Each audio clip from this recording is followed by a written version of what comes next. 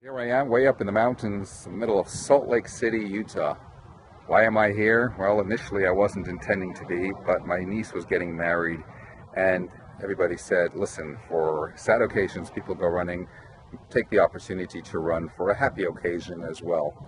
Ironically, I ended up coming for both because my brother-in-law, father of the bride, had lost his mother just 3 days prior to his daughter's wedding. And so this event turned out to be one of visiting him in mourning and then thereafter dancing at his daughter's wedding. Can you imagine what it must be like to be sitting with torn clothes, then removing them, going to your daughter's chuppah, dancing a bit, and then immediately thereafter going back into torn clothing and sitting back on a low chair once more? It's interesting to consider how the period of mourning is for 7 days, and the amount of days of festivity following a wedding is also for 7 days.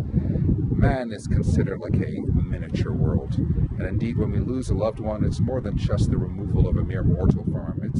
It is very much the loss of a personal world, a mother, a father, etc. Equally, when two souls merge to become one, they now effectively begin a whole new life and start to build a whole new world together. And just as the world was created over a span of 7 days, so too we mourn the loss of a world over a period of 7 days, or we celebrate the creation of a new world through the union of bride and groom over a period of 7 days. But here's the interesting bit.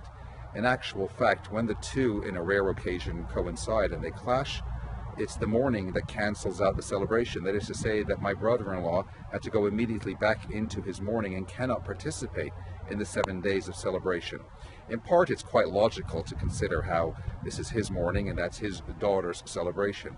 But more than that, our rabbis do in fact tell us that it's better to go to a house of mourning than it is to a house of festivity in following the celebration of a wedding. And the reason for that is because happiness celebrations, if there's not this one, there's always another one, and frankly there's always occasion to be able to celebrate one way or the other. But it's precisely a house of mourning that gives you perspective, that makes us reflect on the fragility of life and enables us to then consider how to put life into perspective.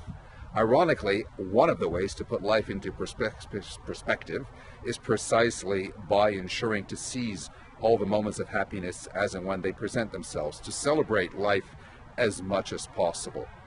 And hence, if ever you're faced with an opportunity of deliberation, shouldn't I go to a simcha, to a happy occasion, jump on that plane, fly whatever the distance to be able to be there, because life is short and you want to enjoy as much happy occasion as you can. So, stay happy, be inspired.